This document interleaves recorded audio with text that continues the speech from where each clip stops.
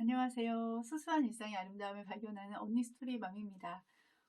우리는 인간관계가 가장 어렵다고 하잖아요. 근데 인간관계에서 정말 나하고 마음이 많이 통하고 정말 편안하고 또 깊이 있는 그런 친밀한 관계를 진짜 한두 명이라도 가질 수 있다면 굉장한 축복인데 그렇게 되기까지는 굉장히 쉽지 않은 것 같아요.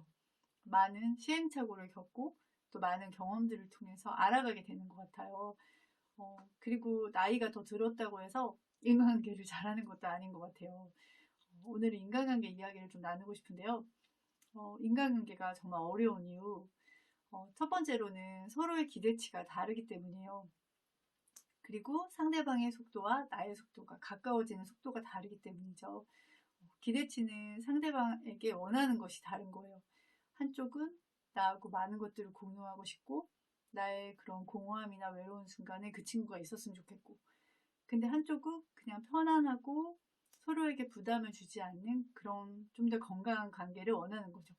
그리고 서로 의존하고 서로 뭔가 더 줘야 되는 관계가 아니라 그냥 자연스러운 관계, 그리고 편안한 관계, 그런 것들을 원하는데 그런 것이 다를 경우에는 문제가 될 수 있고요. 그리고 속도가 다른 거예요. 나는 이 사람하고 친해지고 싶은데 빨리 친해지고 싶은 거예요. 그래서 처음부터 너무 많은 것들을 공유하고 싶어 하고 또 나의 그런 이야기들을 막 나누고 싶어 하고 또 상대방에게도 아직 준비가 되어 있지 않는데 너무나 많이 깊이 들어가는 거예요. 질문도 그렇고 또 사생활에 대해서 너무나 꼬치꼬치 알고 싶어 하고 그리고 뭔가 그런 것들에 대해서 얘기해주지 않으면 삐지거나 그런 관계 내에서 그런 거리를 조절하는 것에 있어서 서로 속도가 다를 경우에는 문제가 커지는 것 같아요. 그리고 또 나의 어떤 결핍을 채우기 위해서 관계를 맺게 되면 상대방에게는 굉장히 부담스럽고 또 상대방을 지치게 하는 원인이 된다라는 생각이 들어요.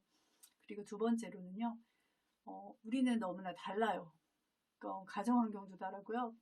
그리고 교육받은 정도도 다르고 그리고 문화생활을 어떻게 했는지도 굉장히 다르고요. 그리고 현재 생활도 굉장히 달라요. 근데 우리 서로 간에 공유할 수 있는 것들이 너무 없다면 좀 더 깊이 친해지는데 굉장히 한계가 있다라는 생각이 들어요. 그리고 예를 들면은 굉장히 뭐 전문직에 많은 그런 교육을 받고 자란 친구가 있다라고 하면 그렇지 않은 친구, 여러 가지로 이제 가정 환경도 그렇고 또 어떤 열악한 환경 속에서 그런 생활을 해보지 못한 그런 친구는 이 친구의 그냥 일상적인 이야기도 굉장히 불편해지고 그리고 비교를 하게 되고 또 공감을 일단 할 수가 없기 때문에 이 친구에게 그냥 오해를 많이 할 수도 있거든요. 이 친구의 그냥 일상적인 이야기에도 굉장히 뭔가 나를 무시하나? 그리고 나와의 격차가 너무나 크다라는 생각으로 인해서 자기 이야기를 솔직하게 하는 것이 힘들어져요. 그리고 자신의 불편한 그런 마음을 친구에게 하는 것도 자존심이 상하지만 했다고 할지라도 그 상대방 친구는 그다음부터 너무 조심하게 되는 거죠. 그러면 자기의 그런 생활이나 이런 것들을 나누는 것이 어렵기 때문에 굉장히 제한적인 이야기밖에 할 수가 없어요. 그래서 그런 관계들이 좀 어려워진다는 생각이 들어요. 근데 정말 그 좀 여러 가지 열악하고 많이 교육받지 못했을지라도 그 친구가 굉장히 건강한 자존감을 갖고 있고 또 자기 자신에 대한 긍정적인 자아상이 있다면 그리고 그냥 눈에 보이는 그런 학벌이나 이런 것들은 없을지라도 꾸준히 책을 읽으면서 사색하고 생각하는 그런 생활을 했었다면 극복이 저는 가능하다고 생각해요. 서로 대화하고 공유할 수 있는 것들, 또 그 친구만이 갖고 있는 그런 경험들이 성숙해졌을 때 나올 수 있는 이야기를 통해서 이 뭐 여러 가지로 좋은 환경에서 자란 친구도 배울 수 있다라는 생각이 들거든요. 근데 그것이 이제 쉽지는 않다는 거죠. 그리고 세 번째로는 정서적인 어려움을 갖고 있는 또 정신적인 많은 어려운 취약한 상태에 오랫동안 있었던 친구하고의 관계가 굉장히 어려워요. 저 같은 경우도 여러 가지 좀 어려움이 있는 친구들하고의 관계가 있었어요. 근데 정말 그 시간들이 그 시간들이 일단 힘들기도 했고요. 그리고 생각처럼 내가 좋은 영향력을 주는 것보다 안 좋은 영향을 받는 것들이 조금 더 많을 확률이 굉장히 커요. 심리치료하고 또 정신과 또 의사들도 이야기하듯이 정서적인 그런 부분에 있어서 굉장히 이제 오랫동안 그것들에 문제가 많이 있는 사람들은 본인들도 이제 치료하기가 많이 어렵다고 하잖아요. 근데 이제 일반인인 제가 그 사람을 엄청 좋게 변화시키고 싶고 구원해주고 싶은 그런 것들은 사실은 굉장히 위험할 수 있고, 물론 이제 그 친구를 위해서 조금 뭐 따뜻한 말도 해주고 또 어느 정도 이제 가끔씩 연락하고 그런 것들은 괜찮다고 생각하지만 뭔가 너무나 그 친구에게 도움을 주어야겠다라는 생각 자체가 사실은 별로 도움이 안 돼요. 도움이 안 되고, 그리고 또 그런 정서적인 그런 부분들은 뭐 좋은 것도 그렇지만 안 좋은 것도 굉장히 영향을 많이 받게 되거든요. 그렇기 때문에 그런 것들이 좀 어려움이 찾아올 수 있다라는 이야기를 꼭 해드리고 싶고요. 그리고 특별히 이제 관계 내에서 굉장히 뭔가 소유하려고 하는 그런 사람이 있다면 정말 거리 두기가 되게 중요해요. 그리고 내가 그거를 맞추기 시작하면 이제 너무나 이제 상대방은 그냥 정말 숨이 막힐 정도로 더 많이 다가오게 되는 그런 현상들이 나올 수 있거든요. 그렇기 때문에 그런 부분들에 대해서 말씀을 꼭 드리고 싶고요. 우리가 사회적인 관계 있잖아요. 그냥 뭐 직장에서 인사하면서 아니면 뭐 사업하시는 분들 같은 경우는 인맥을 통해서 또 서로의 물건을 서로 뭐 팔아주기도 하고 사주기도 하고 그런 조금 아주 친밀하지 않지만 어느 정도 사회적인 그런 거리에 있는 친구들과의 관계도 있잖아요.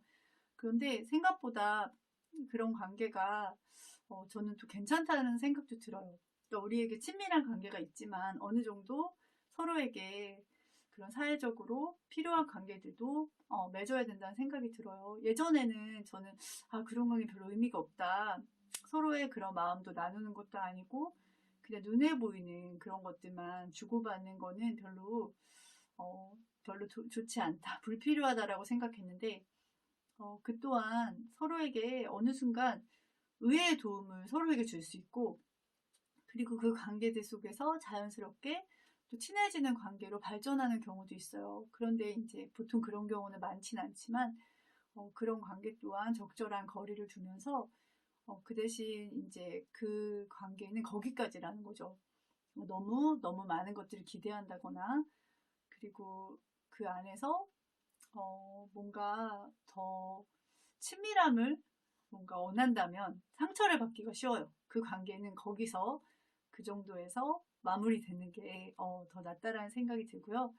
그리고 가장 어려운 관계가 그 가족 관계잖아요. 부모 자식과의 관계, 또 형제 자매와의 관계.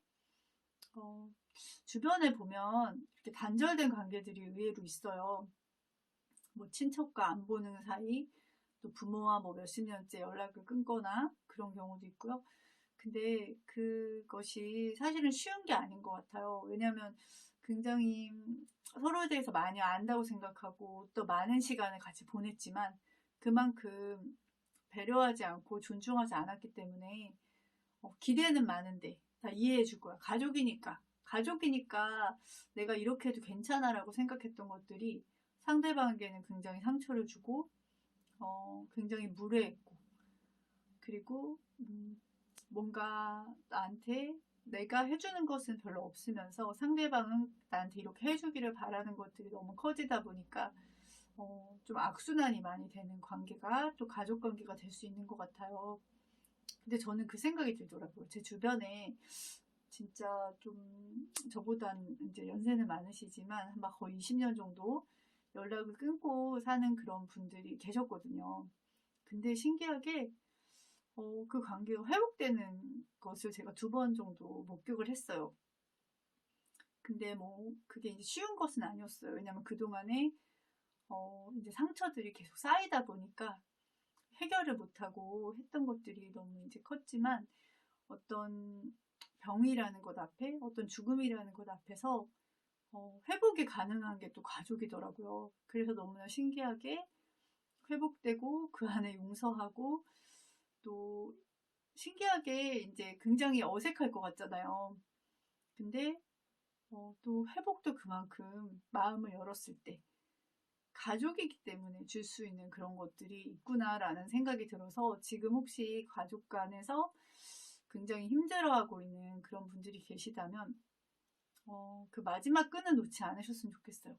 이게 끝이 아닐 수 있어요. 정말 회복이 있을 수 있어요. 저 같은 경우는 사실 관계를 제가 잘 끄는 기억은 없는 것 같아요.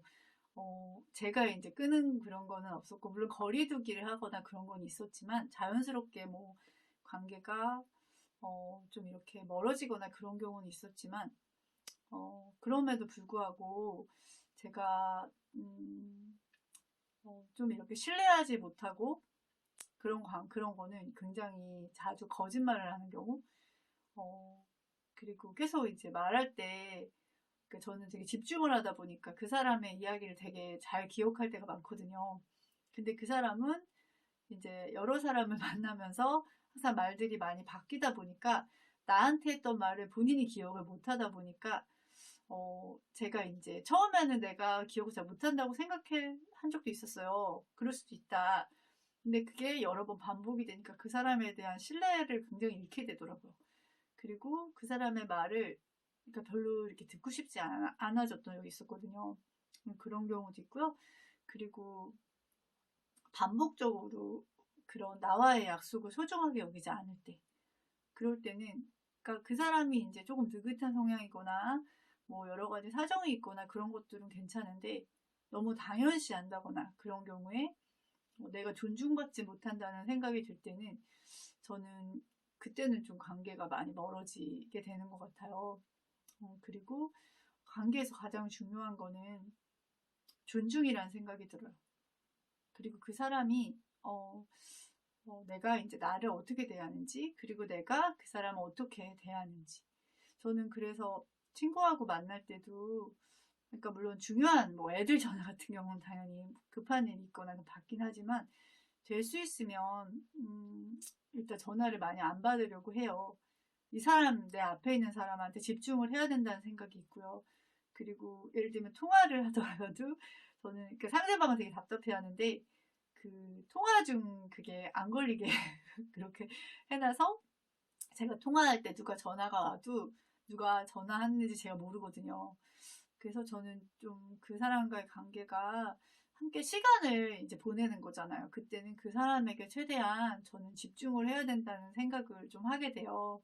물론 이거는 사람마다 다를 것 같은데 그래도 적어도 그 나와 함께하는 그 상대방이 내가 내 시간을 그리고 에너지를 본인한테 쓸 때 존중받는다는 느낌을 좀 많이 좀 받았으면 좋겠다는 생각이 들어요. 그래서 저는 그런 경우에는 좀 나에 대해서 다른 거는 괜찮은데 그런 좀 더 이렇게 진실성 그리고 성실함 그리고 신뢰나 이런 부분들이 깨졌을 때는 저는 그런 관계가 무슨 의미가 있을까라는 생각이 많이 들더라고요. 다음 시간에는 또 다른 이야기를 가지고 찾아뵐게요. 일상의 소소한 아름다움을 발견하는 언니 스토리맘이었습니다.